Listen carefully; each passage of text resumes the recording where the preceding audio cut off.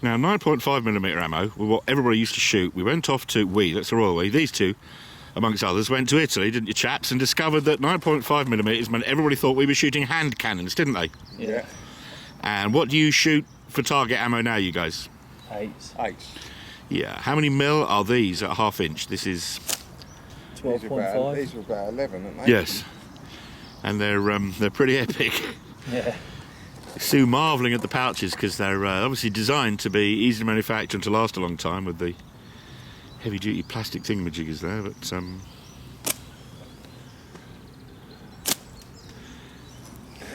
what do you think of the archery-style hole? It's, they're meant for that, aren't they? They're meant for an archery type. Very loose grip. The pouches don't leave any room for error. You know, in as much as you can't put your ball in the wrong place because it's moulded around the steel. Yeah. Let's have a little shift here, that in close up to the lens there. Show us the pouches just with it in. Yeah, it's actually moulded. To be perfectly the right size. It's moulded to take the steel, so you can't possibly put the steel anywhere other than the right spot. Dead centre. Yes. It is, of course, limiting the ammo only to the size the Yanks use, the Americans, in this case, although there's 44 caliber as well as 50 cal. Each one of these comes with a little piece of cardboard and a steel ball showing you exactly which is the right size. What do you reckon on the speed of the bands for the size of the ammo? It's definitely hitting. It's definitely hitting. It's like, it's a little bit like giving a guy who's been used to shooting 2.2 long rifles a musket. So with immense bore. It is Wow. Starship. Yes, that's got some flaming reach on it, that, hasn't it? Yes. It's funny you no stress holding these at all. Just rocks back into the hand. They're nice. Just about to pass comment that Mark just said something that was something I was breathing about in the video I was just making earlier, and you just completely identified the main feature of how these things are working, and the grip there, John, which is hardly surprising. Big steel. Even if you've got big bands. Yes. Big powerful bands. I mean, these are doubles on it. Yes. But big steel, hefty wallop. But the actual velocity is almost boring to watch. Yes. It's almost like watching a bit of tumbleweed come out of you. At that speed. That sounded pretty quick though. The wood's a good 40 yards ahead there. I have to say the sound on camera of the short gap and then the whap sounds really good. You guys are used to immense speeds with small ammo though. Okay. And having to calculate what we call a large holdover to get into the catchy over there. And those pock noises are the fact that from the very first shots, by tame slingshootists are getting at it. This is the Dan Kung shot catch box. Shot to pieces, sewn up, broken, ameliorated, repaired, even welded where I broke it from putting too many things on it in the back of the car. Shot. And that's with a 1/2 inch. Wicked. I have to admit, I'm fascinated to find out what super duper slingshot expert shots, such as these guys would make, of this here product, fitted with a European style band set for the little smaller balls. What do you think of them pipper sights? They're cool, aren't they? Yeah. That's, Incredibly bright. I was able to catch it in the office in there on camera. What are you? Have you ever seen anything quite like that, John? No, it's a proper use of fibre optics, almost clear enough to get Virgin Media on them. You genuinely would think they had a small battery in their power in them. Yes, that was it. I was convinced it was active. Where's the battery? Where's the battery? It's a ridiculous amount of light. Camera tends to have problems showing it up. But so, guys, you're impressed, but I'd love to see what you'd make of these with your own band sets on. Oh yeah, definitely. Yeah, we'll give it a go. Yeah, absolutely. I've got some band sets. Meanwhile, very different, bit like archery product. Yeah. It was cool, totally unprompted. Both of you came out with stuff that was things I was going on about, what Saunders was saying in the first place about how their products aimed and made. Cool. Let's get them threaded up with our stuff and shoot some grab a couple of 8mm steels. Yes, see how that is. Meanwhile, of course, because these are such an effective platform, this is the brand you've chosen to use for your range there, Mark, innit? We'll learn more about that when you come back. It is, yeah. We'll nag you about that in a bit. See when you've got your bands.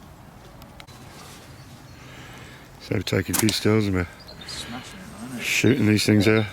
So that Starship, Mark, has given you an extra 6 inches of reach, and yeah, I mean that's rapid. When if you think like normally, when you'd be there, wouldn't you?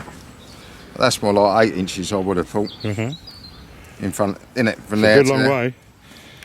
16 centimetres at least. Yeah, I would have thought so. And that's for John with how much? There's a little bit of Starshippery further reach going on with that. Yeah, Well, 3.5, 4 inches. Yes.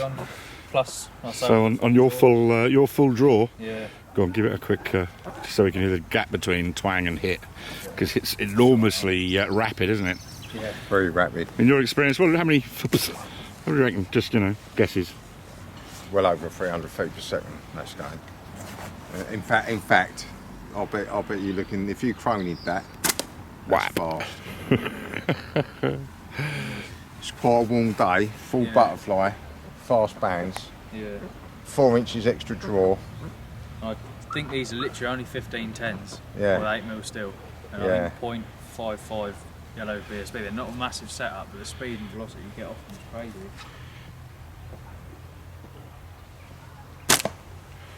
They're ridiculous.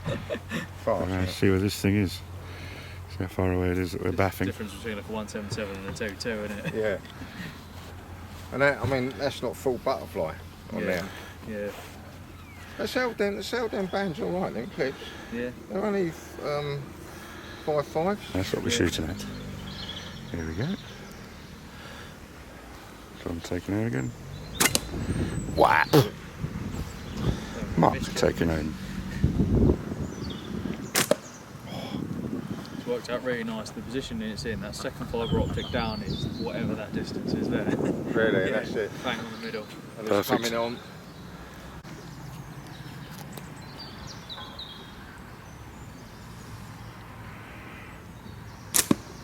Trying the Starship here. Our man Jeffries. Those bands are a bit too short for your full albatross, I take it. Yeah, these are a semi-butterfly on a normal catapult. Yes. That's quick though, isn't it? Whap! Yeah, seriously fast. Mark's busy changing the bands on this one. So what's your verdict on the tech for this band attachment and the pipper sight and Saunders in general? It is cool. It's like I say, it's pretty fast, especially with thicker elastic. Obviously, double fold the skinny elastic, but bloody hell!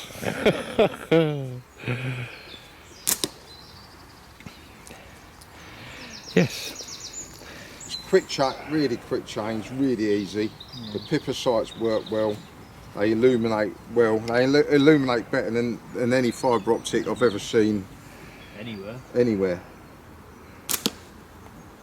lost her. Man's destroyed me catch boxer for a change. It's Adam Rain of Slingshot World, having been playing with Saunders archery slingshots known as wrist rockets. If you look at that, that looks like it's battery operated, doesn't it? See if I can catch that on this camera. And that's it's not very difficult to see on camera, but it's not a sunny day. put your hand behind the sight there. Yeah, just hold it where it is. Can you put your hand behind Just the put your hand behind it so I've got something to focus on. Bop, yeah, just for a moment you can see they're a bit brighter. It doesn't do the justice that they look like little naked eye does, but nevertheless, things. yes, mid-sign head. I'm really going this time. Okay, guys, we're impressed. Saunders stuff rocks. If you extend your draw and max it out, that does heave them that 11mm stills all right. Man's using his serious PFS and this Canon size ammo. Well, it's Canon in British terms. We can be kind of cocky about it because, as I say, when John and Mark went to Italy, they discovered that 9.5mm was a bit monster, and both these guys now in competition shoot 8mm. Although, just out of sheer amusement for having tried it, pock! Mark is now shooting cannonballs. Big ammo. And just because he wants to take part in all, John's just picked one up and all. It lands with a bit. Marvelling, just a little bit low there, wasn't it? It's heavyweight ammo. So yes, we're here to play with these Saunders stuff. But the guys have now got to the point where, but just because I got this huge ammo. Did you see the improvement on camera though? That was a good bit further up, I can tell, because I know Jeffrey's saying that he's annoyed. He's annoyed he's not hit it yet with this 12 monster ammo. Guys shooting PFSs with silly fat big balls. No, they're not silly, it's just not a size we used to. Oh man. The report of them. They really do, and they're going down range awfully slowly compared to what you used to. See, it's a decent old distance though. Pock. Mark stood up and has got the height of this thing yet. Yeah. I think John's still in disbelief at quite how much drop these big things have got. Justice is served. We heard that rather than saw that, John. Yes. So, turning one trout farm and playing with all these things. Let's have a little look at this spinner we found lying on the floor. Look, bless, somebody's been fishing here and left that behind. It's always a good day out. £3 to fish and £10 a kilo on the trout. Couldn't be fresher.